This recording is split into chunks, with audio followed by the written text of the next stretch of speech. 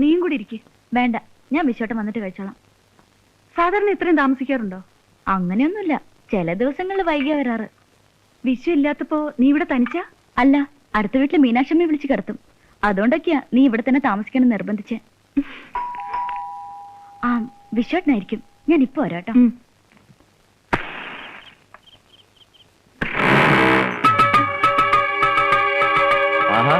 വാതിൽ അടച്ച് നേരത്തെ കയറി കിടന്ന് ഉറങ്ങിയോ? വിശ്വനാഥ ഇല്ല ഇവിടെ? ഇല്ല. ഫ്ലാറ്റ് പണിയെന്ന് പറഞ്ഞ് കാശും വാങ്ങി ആളെ പറ്റിച്ചിട്ട് ഒളിച്ചിരിക്കാം. അയ്യോ, അങ്ങനെയൊന്നല്ല, കോർപ്പറേഷന്റെ. ആ മതി, പെങ്ങള് പറഞ്ഞ് ബുദ്ധിമുട്ടൊന്നുമില്ല. അവനെങ്കി വിളിച്ചേ. അയ്യോ, സത്യമായിട്ട് വിശ്വട്ടിന് ഈ കളി ഞങ്ങളോട് വേണ്ട. ഇതൊക്കെ എത്ര കണ്ടതാ. ആഹാ, അകത്ത് കയറി ഒളിച്ചിരുന്നിട്ട് അവൻ ഭാര്യയെ പറഞ്ഞ് വിട്ടിരിക്കുക. അങ്ങോട്ട് മാറ, അകത്തുണ്ടോന്ന് ഞങ്ങളൊന്ന് നോക്കട്ടെ. എന്താ നിങ്ങക്ക് പറഞ്ഞു മനസ്സിലായില്ലേ? ഇപ്പൊ അകത്തേക്ക് കയറാൻ പറ്റില്ല. ഞങ്ങൾ സ്ത്രീകൾ മാത്രമേ ഉള്ളൂ ഇവിടെ. അതൊന്നും ഞങ്ങൾക്ക് അറിയണ്ട. വിശ്വനാഥനെ ഇപ്പൊ കണ്ടേ പറ്റൂ. അവൻ അകത്തുണ്ടെന്ന് ഞങ്ങൾക്ക് അറിയാം. അങ്ങനെയെങ്കിൽ അങ്ങനെ. പക്ഷെ ഈ പടിക്ക് ഇപ്പഴും നിങ്ങൾ കടക്കില്ല. ഇതുകൊള്ളാമല്ലോ. ഞങ്ങളെ കാശും വാങ്ങിച്ചു വെച്ച് ഞങ്ങളെ ഭീഷണിപ്പെടുത്തുന്നു. ഇതെവിടെ തന്നെ ആയോ? പണം നിങ്ങൾ കൊടുത്തിട്ടുണ്ടെങ്കിൽ അത് വിശ്വടം തരും. അല്ലാതെ രാത്രി കള്ളും കുടിച്ച് വീട്ടിൽ കയറി വന്ന് സ്ത്രീകളെ ഭീഷണിപ്പെടുത്തല്ല വേണ്ടത്. ആ, ഇപ്പൊ പോണം. ഞങ്ങൾ ഇപ്പൊ പോവാ. പക്ഷെ അവൻ വരുമ്പോ ഒരു കാര്യം പറഞ്ഞേക്ക്, ഞങ്ങൾ അവനെ വെറുതെ വിടാൻ തീരുമാനിച്ചിട്ടില്ലെന്ന്. വാ മോനിച്ചാ.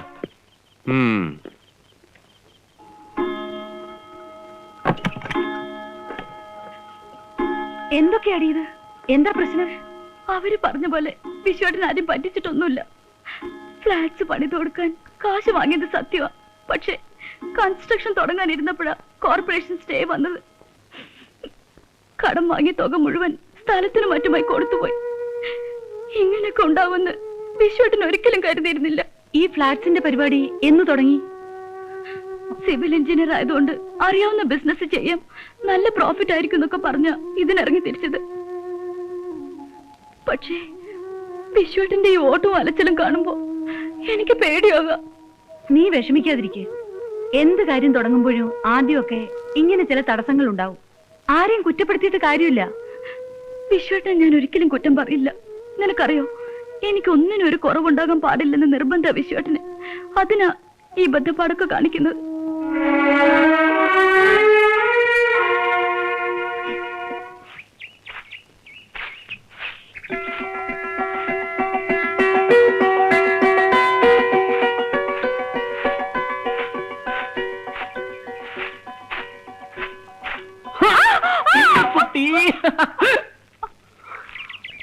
അയ്യോ, ഐ എം സോറി. ഞാൻ എന്തുവാണെന്ന് വിചാരിച്ചു. ലത എപ്പോ വന്നു? ഇന്നലെ രാവിലെ. ഇന്നലെ രാവിലെ ഞാനിവിടെ ഉണ്ടായിരുന്നല്ലോ. സാർ ഇവിടുന്ന് ഇറങ്ങിയ ഉടനെ ഞാൻ ലാൻഡ് ചെയ്തു.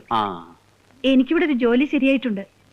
കുറച്ചു ദിവസത്തേക്ക് നിങ്ങളെ ശല്യപ്പെടുത്താൻ വേണ്ടി ഞാനിവിടെ താമസിക്കാൻ പോവാ. ശല്യോ? ലത ഇവിടെ ഉള്ളത് ഇന്ദുവിനൊരു കൂട്ടല്ലേ.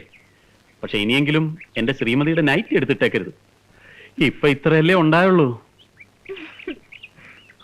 അതെ, എവിടെ എന്റെ ശ്രീമതി? അകത്തുണ്ട്. ഇന്നലെ സാറിനെ കാണാത്തോണ്ട് മോഹം എല്ലാം കൂടെ വലിച്ചിറക്കി കെട്ടിയിരിക്കുക.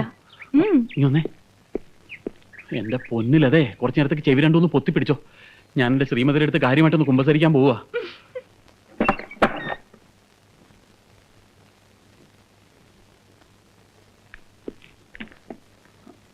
സംഗതി ഇപ്പം ഇന്നലെ വരാൻ പറ്റില്ല എന്നുള്ളത് എന്റെ തെറ്റാ. പക്ഷെ അതെന്റെ തെറ്റാണോ? ഞാൻ മനഃപൂർവ്വം അല്ലല്ലോ വരാതിരുന്നത്. കോർപ്പറേഷൻ ഓഫീസിൽ ചെന്നപ്പോഴാണ് അറിയുന്നത് കാര്യം നടക്കണമെന്നുണ്ടെങ്കിൽ മന്ത്രിയെ പോയി കാണണമെന്ന്. അതിന് തിരുവനന്തപുരം വരെ പോകാതെ പറ്റുമോ? എന്നാ കഴുത, ആ വിവരം നിനക്ക് ഇന്ദുക്കുട്ടിയുടെ അടുത്ത് പറഞ്ഞിട്ട് പോയിക്കൂടെ? അതെ, പറഞ്ഞില്ല. അതാണ് ഞാൻ ചെയ്ത തെറ്റ്. എന്നിട്ട് എന്തായി, പോയ കാര്യം നടന്നോ? എവിടെ? അതിന് ഇനിയും 3-4 ദിവസം കൂടെ അവിടെ നിൽക്കണമെന്ന് നിൽക്കാരുന്നില്ലേ? അതിന് വേറെ ആളെ നോക്കണം. എന്റെ ഇന്ദുക്കുട്ടിയെ കാണാതെ ഒരു രാത്രി ഞാൻ കഴിച്ചു കൂട്ടിയ വിവരം എനിക്കും ദൈവത്തിനും മാത്രം. ദൈവത്തിന് എവിടെ നിന്ന് അറിയാനാണ്? എനിക്ക് മാത്രം അറിയാം. മതി മതി, വിശ്വട്ടിന് പുറത്തേക്ക് ഇറങ്ങി കഴിഞ്ഞാ എന്നെ പറ്റി ഒരു ചിന്തയില്ല. ഇന്ദു, നീ അത് മാത്രം പറയരുത്. ചിന്തയില്ലാഞ്ഞിട്ടാണോ ഞാൻ ഇത്രയും പെട്ടെന്ന് ഓടിയെത്തിയത്? വിശ്വട്ടിനറിയോ, ഫ്ലാറ്റ് കെട്ടിക്കൊടുക്കാമെന്ന് പറഞ്ഞ് വിശ്വട്ടൻ കാശ് വാങ്ങിച്ചവരൊക്കെ രാത്രിയാകുമ്പോ കള്ളും കുടിച്ച് ഇവിടെ വന്ന് ബഹളം ഉണ്ടാക്കുന്നത്. വിശ്വട്ടൻ അവരെ കാശങ്ങ് തിരിച്ചു കൊടുത്തേക്ക്. എന്നാ പിടിച്ചോ. എനിക്കൊരു പുല്ലിന്റെയും പൈസ വേണ്ട. പണം കണ്ടു കളഞ്ഞവനാ ഞാൻ. അവന്മാർക്ക് ഫ്ലാറ്റ് വേണ്ടെങ്കിൽ വേണ്ട, പോവാൻ പറ. വിശ്വട്ടിനെല്ലാം വളരെ നിസ്സാരാ. എന്ത് തുടങ്ങുമ്പോഴും വലിയ പ്രതീക്ഷകളാ. ലക്ഷങ്ങളുടെ കണക്കും പറയും. എനിക്കറിയാം വിശ്വയുടെ എന്നിൽ നിന്ന് എന്തൊക്കെയോ മറച്ചു വെക്കുന്നുണ്ട്. എന്റെ മോളെ, നിന്നോട് പറയാത്ത എന്തെങ്കിലും രഹസ്യം ഉണ്ടോ എനിക്ക്? നിനക്ക് വേണ്ടി വിശ്വം മുഴുവൻ പിടിച്ചടക്കും. നീ നോക്കിക്കോ, ഈ ഫ്ലാറ്റുകളൊന്നും തീർത്തു കൊടുത്തോട്ടെ. ഇതിനേക്കാൾ ഉഗ്രം പ്രോജക്റ്റുകൾ എന്റെ മനസ്സിലുണ്ട്.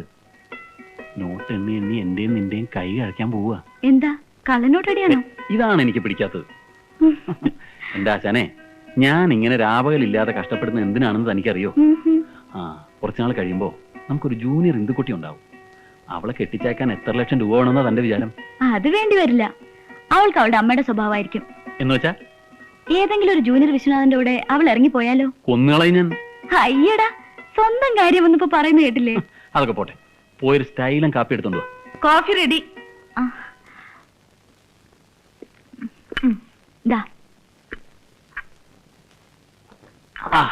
ഇതാണ് കൈപ്പുണ്യം എന്ന് പറയുന്നത്. ഇത്രയും നല്ല കാപ്പി എന്റെ ജീവിതത്തിൽ ഞാൻ ഇന്നുവരെ എന്റെ ഇന്ദുക്കുട്ടി ഉണ്ടാക്കിയേ കഴിച്ചിട്ടുള്ളൂ, അല്ലേ? മതി മതി, ഈ വാചകടിയിലെ പണ്ട് ഞാൻ വീണുപോയത്. വിഘ്നേശ്വര, ഈ തേങ്ങ കല്ലിലല്ല അടിക്കേണ്ടത്, എന്റെ നെഞ്ചത്താ.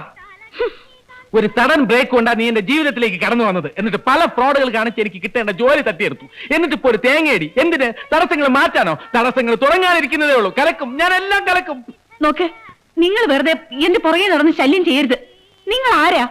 എനിക്ക് നിങ്ങളെ അറിയില്ല. നിന്റെ ഭർത്താവിനെ നിനക്ക് അറിയില്ല അല്ലേ? ഒഫീഷ്യൽ റെക്കോർഡിൽ ഭർത്താവും പേഴ്സണൽ റെക്കോർഡിൽ അനിയനും. ഇത് എവിടത്തെ ന്യായം? വെറുതെ ഇങ്ങനെ ബഹളം ഉണ്ടാക്കരുത്. എന്റെ സ്വഭാവം നിങ്ങൾക്ക് അറിയില്ല. ഞാൻ വളരെ മോശമായി പെരുമാറുന്നവളാ, പറഞ്ഞേക്കാം. ഓഹോ, ഇതിനേക്കാളും മോശമായിട്ട് നിനക്ക് പെരുമാറാൻ പറ്റോ? അപ്പൊ എന്നെക്കാളും ചീപ്പാണല്ലോ നീ. നീ ചീപ്പാണെങ്കിൽ നിന്നെക്കാളും 10 ഇരട്ടി ചീപ്പാവും ഞാൻ. എന്നെ കാണാം. കാണാം. എന്തായത് ക്ഷേത്രത്തിൽ വരുന്ന പെൺകുട്ടികളെ ശല്യം ചെയ്യുക? അയ്യോ അതെ, പെൺകുട്ടിയല്ല, എന്റെ ഭാര്യ. ഞങ്ങൾക്ക് മുല കൊടുക്കുന്ന ഒരു കുഞ്ഞുള്ളതാ. കുഞ്ഞിന് മുല കൊടുക്കാതെ വന്നതിന്റെ പേരിൽ ഞാൻ വഴക്ക് പറയായിരുന്നു. എനിക്ക് എന്തെങ്കിലും ചെയ്യാൻ പറ്റുമോ? ഇപ്പോഴത്തെ പെണ്ണുങ്ങളല്ലേ ബേബി ഫുഡ് സംസ്കാരം. അതുകൊണ്ട് ഞാൻ പറഞ്ഞു മനസ്സിലാക്കായിരുന്നു. വളരെ ഉപകാരം. വരട്ടെ, കാണാം.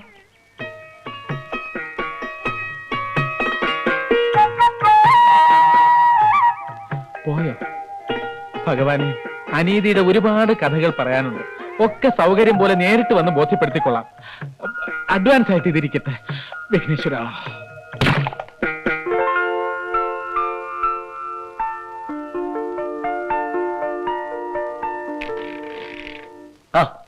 ഇതാരാ? എന്തൊക്കെയുണ്ട് വിശേഷം? ഒരു വിശേഷവും ഇല്ല. ഒരു ജോലി ശരിയാക്കാൻ നടക്കുക. എന്നാലും ആശ എനിക്കിട്ട് അങ്ങനെ പണിയുണ്ടായിരുന്നു. അന്ന് ആ കൊനസ്റ്റ് ക്രിക്കറ്റിന്റെ കാര്യം എടുത്തിട്ടില്ലായിരുന്നെങ്കിൽ ഞാനും ഇപ്പൊ ഇതിനകത്തിരുന്ന് പണിയെടുക്കേണ്ടതാ. കൂടുതൽ നമ്പർ ഇടല്ലേ? ആദ്യം ഭാര്യയ്ക്ക് ജോലി ഒപ്പിച്ചു കൊടുത്തിട്ട് സാവധാനം നിങ്ങൾക്ക് കൂടി ഇതിനകത്ത് കയറി പറ്റാനുള്ള പണിയല്ലേ? അല്ല, അവര് ഒന്നും പറയണ്ട. ഇങ്ങനെ തന്നെ ഇവിടെ പലരും ജോലി കയറിയിരിക്കുന്നത്. ഇത് ചെയർമാൻ വന്നിട്ട് അറിയുകയും ചെയ്യാം. നടക്കട്ടെ.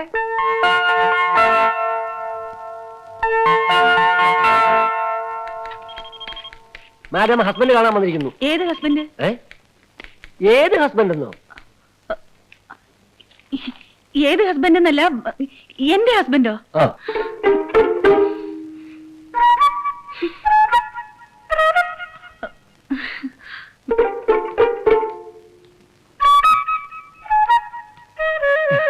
എന്താ? എന്ത് വേണം? ഞാൻ അമ്പലത്തിൽ വെച്ച് വളരെ മോശമായിട്ട് പെരുമാറി. അതിന് ലതയോട് ക്ഷമ ചോദിക്കാനാ വന്നത്.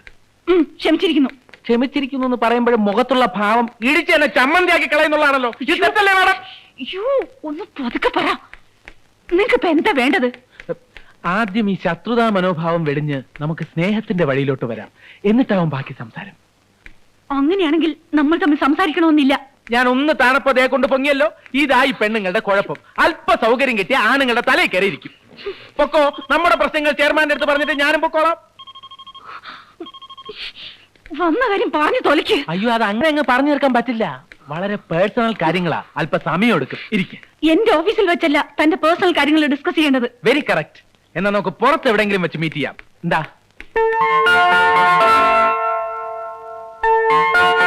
എന്തൊക്കെയാ നിങ്ങൾ ഈ പറയുന്നത്? 6 മാസത്തേക്ക് ഞാൻ പോലും പ്രൊബേഷണറി പീരീഡില്ല. അതിനിടയ്ക്ക് നിങ്ങൾക്കും കൂടി ഒരു ജോലി ശരിയാക്കി തരണമെന്ന് പറഞ്ഞ അത് നടപ്പുള്ള കാര്യം തന്നെ. അല്ല, സൗകര്യം പോലെ ശരിയാക്കിയാ മതി. ഞാൻ വെയിറ്റ് ചെയ്യാം. ഏതായാലും നമ്മൾ ഇത്രയും അടുത്തുപോയ സ്ഥിതിക്ക്. ആരടുത്തു? കൂടുതൽ സ്മാർട്ട് ആവാനൊന്നും നോക്കണ്ട.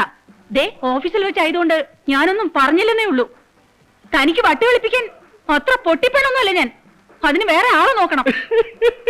ഈ ലതയുടെ ഓരോ തമാശ എപ്പോഴെങ്ങനെ. ആദ്യം തമാശയൊന്നും വേണ്ട. ജോലി വാങ്ങിച്ചു തരുന്ന കാര്യം ഞാൻ പിന്നീട് നോക്കാം. ഞാൻ പോവാ. അല്ല, കാര്യങ്ങൾക്കൊക്കെ ഒരു തീരുമാനമാകാതെ അങ്ങനെ പോയാലെങ്ങനാ? തീരുമാനോ? അല്ല, എന്റെ ഭാര്യയാണെന്ന് പറഞ്ഞാണല്ലോ ജോലി കയറിയത്. ആണോ എന്നാ ചോദിച്ചത്. അതെ. ആ, ഭാരതത്തിൽ നിലവിലുള്ള സാമൂഹ്യ വ്യവസ്ഥ അനുസരിച്ച് ഭാര്യയുടെ ശമ്പളം ഭർത്താവിന് കൂടെ അവകാശപ്പെട്ടതാണ്. ഞാൻ പറയുന്നൊന്നും എതിർക്കാൻ പറ്റാത്തതിന്റെ ദേഷ്യമല്ലേ മുഖത്ത്? നോക്കട്ടെ. ആ, നന്നായിട്ടുണ്ട്. സോ ഞാൻ പറഞ്ഞുകൊണ്ട് വന്നത്, എനിക്കൊരു ജോലി ശരിയാക്കി തരുന്നത് വരെ മാഡത്തിന്റെ ശമ്പളത്തിന്റെ 50% എല്ലാ മാസവും കൃത്യമായി എനിക്ക് കിട്ടണം. ഓക്കെ? സാധ്യമല്ല. നാണമല്ലല്ലോ തനിക്ക് ഇങ്ങനെയൊക്കെ ചോദിക്കാൻ. ബേസിക്കലി മൊത്തത്തില് എല്ലാ കാര്യത്തിലും അല്പം നാണക്കുറവുള്ള പാർട്ടിയാ ഞാൻ. ഇത് അതുകൊണ്ടൊന്നുമല്ല, വേറെ വഴിയില്ലാഞ്ഞിട്ടാ. ശരി, 50% ഞാൻ തന്നില്ലെങ്കിൽ? അങ്ങനെ ഒരു പ്രശ്നം ഉണ്ടായില്ലെന്ന് എനിക്കറിയാം. മാഡത്തിനൊരു ജോലി അത്രയും അത്യാവശ്യമല്ലായിരുന്നെങ്കിൽ ഇതുപോലെ ഒരു കള്ളം പറയുമായിരുന്നു. ഓ ഈശ്വരാ, എന്റെ കഷ്ടകാലത്തിനാ ഇങ്ങനെ ഒരു കള്ളം പറയാൻ എനിക്ക് തോന്നിയത്. അതിന് ഇത്രയും വില കൊടുക്കേണ്ടി വരുമെന്ന് സ്വപ്നത്തിൽ പ്രതീക്ഷിച്ചില്ല അല്ലേ? എല്ലാം നല്ലതിനാണെന്ന് കരുതിയാൽ മതി. അല്ല മാഡം, ഇനി എമൗണ്ടിന്റെ കാര്യത്തിലാണ് തർക്കമെങ്കിൽ ഈ പകുതി എന്നുള്ളത് 1/3 എനിക്ക് വിരോധമില്ല. എന്തു പറയുന്നു? ഹോ, നാശം പിടിക്കാൻ. സമ്മതിച്ചു. എന്നാ കൈ തന്നെ. എന്തിന്? കയ്യിലടിച്ച് സത്യം ചെയ്യാൻ. ദേഹത്ത് തൊട്ടുള്ള സത്യം ഒന്നും വേണ്ട. ഞാൻ പറഞ്ഞതാ. ഒരു മിനിറ്റ് നിന്നെ. ഒരു ചെറിയ ബില്ല് കൂടെ കൊടുക്കാനുണ്ടായിരുന്നു. ഒരു നാരങ്ങ വെള്ളം, ഒരു പ്ലേറ്റ് ബജ്ജി.